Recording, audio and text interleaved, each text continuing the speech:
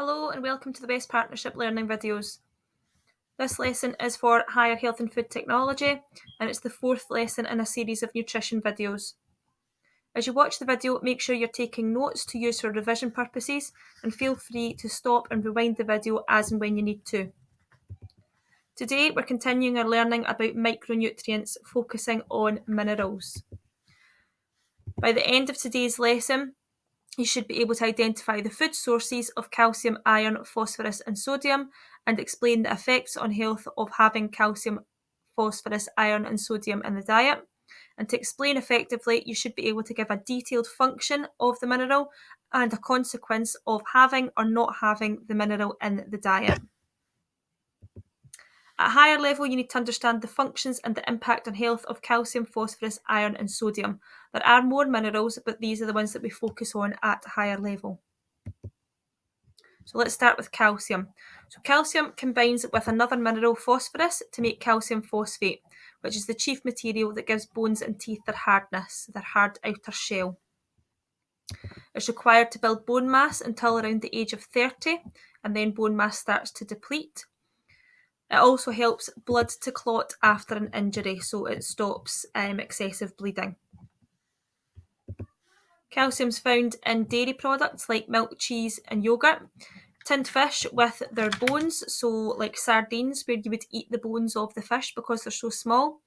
Dried fruit, nut and seeds, green leafy vegetables, and it's added to white bread, so fortified white bread is added to it. So what's the impact on health of having enough or a lack of calcium in the diet? So having enough calcium will ensure the development of strong bones and teeth, so we'll have a good strong bone mass, and then that will reduce the risk of osteoporosis occurring later in life.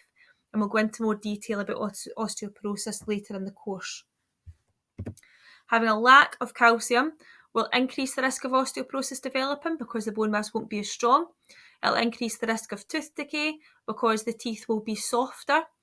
Bone fractures, if you fractured your bone, would take longer to heal, and there would be more blood loss after an injury because the blood wouldn't clot effectively.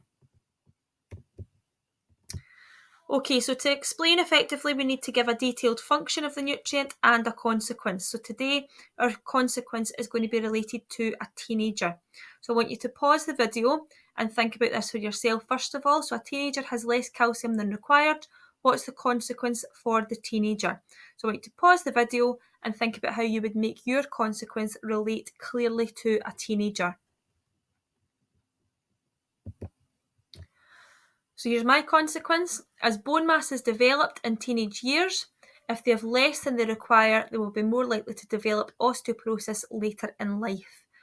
So how I've managed to make that link directly to a teenager is the bit that's in bold there. So bone mass is developed in teenage years. That is true of teenagers. You wouldn't be able to say that about an elderly person or about an adult. And they're more likely to develop osteoporosis later in life. So the fact that I've put later in life there links it to a teenager because they're not going to get osteoporosis in their teenage years. They're going to get it later on in life because they haven't developed a strong bone mass. Okay, moving on to phosphorus. So it's very similar obviously to calcium. So the main function of phosphorus is just the same as calcium because we've learned in the previous slides that calcium and phosphorus combine to make calcium phosphate, which is the chief material that gives bones and teeth their hardness. So that hard outer shell to your bones and teeth is made by the combination of calcium and phosphorus. It's essential in the production of energy in the body by releasing energy from the cells as well. So it does have another function. It helps to release energy from your cells. So phosphorus is found in fish, cereal products, milk, cheese and eggs, and meat products. So meat byproducts like sausages, for example. The impact on health of having enough phosphorus or a lack of phosphorus in the diet will be very similar to calcium. So having enough phosphorus will ensure the maintenance of strong bones and teeth. So because we've built that strong bone mass with the calcium and phosphorus together, it means that the bones are going to stay stronger for longer, and it will reduce the risk of osteoporosis occurring. Having a lack of phosphorus will result in tooth decay, as the tooth will be softer, and it'll increase the risk of osteoporosis developing as well later in life. Moving on to iron now.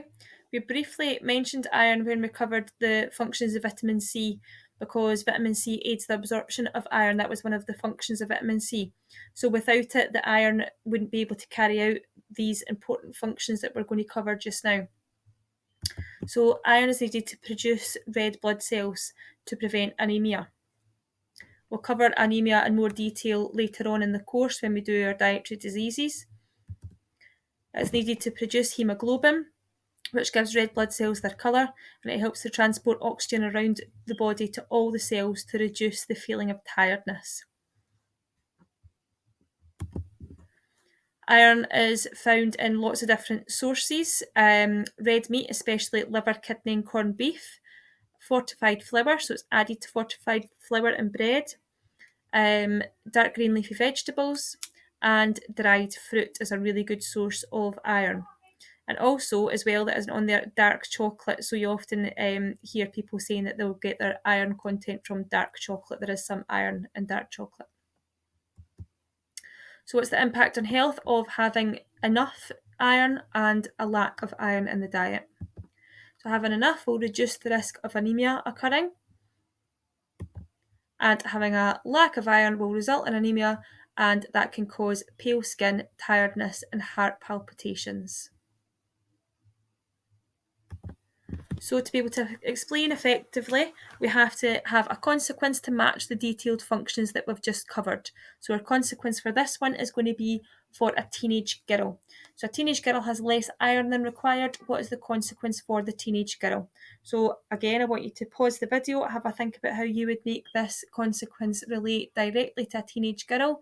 It's not enough just to mention the person in the question. You have to have a detailed consequence that links to that person. So here's my consequence. As the teenage girl is likely to have started menstruation, she will lose blood each month. The lack of iron will prevent her from replacing the red blood cells, so it will result in her becoming anemic and feeling tired. So that's a consequence of her being anemic. So my consequence there is very clearly linked to a teenage girl. She's likely to have started menstruation. That is true of a teenage girl. You couldn't say that about a teenage boy or an elderly person, and the lack of iron will prevent her from replacing the blood cells that she's lost. So that's a really good link to the teenage girl. Okay, sodium is our last mineral that we're going to cover. So the functions of sodium, often you might hear it, sodium chloride is the chemical name for salt, so you might hear it called salt as well. So sodium is essential for maintaining the correct fluid balance in the body. It's required for correct muscle and nerve activity. Too low an intake can result in muscle cramps. So sources of sodium, we've got table salt, so the salt that you would put on your chips. Bacon is naturally salty, cheese is naturally salty, some savoury snacks like crisps that will be added to those, and canned foods, processed foods that will be added to as well. So the impact on health of having enough sodium or having a lack of sodium in the diet. So having too much sodium will increase blood pressure. That will increase the risk of strokes, which increases the risk of coronary heart disease. So it's not so much that you've got enough this time, it's more that if you've got too much. So it can be a negative thing if we've got too much sodium in the diet. But we do need some sodium because a lack will result in cramps and dehydration. So our consequence this time, we're going to link it to a marathon runner, and he's got less sodium than required. What's the consequence for the marathon runner? So again, I want you to stop the video, have a think about how you're going to link it clearly to this marathon runner before you hear my consequence. So my consequence here, as the marathon runner will be losing sodium as they sweat whilst running, they will be more likely to have muscle cramps and won't be able to compete to their full potential. So that's a really good link to a marathon runner they will sweat as they're running. So when you sweat, you can taste the salt from your sweat on your top lip. You can taste that salt, so that's you losing sodium as you sweat. So whilst this marathon runner is sweating, they're going to be more likely to have muscle cramps because of the lack of sodium in their body. And because of that, they're not going to be able to compete to their full potential. So that's a really good link to the marathon runner.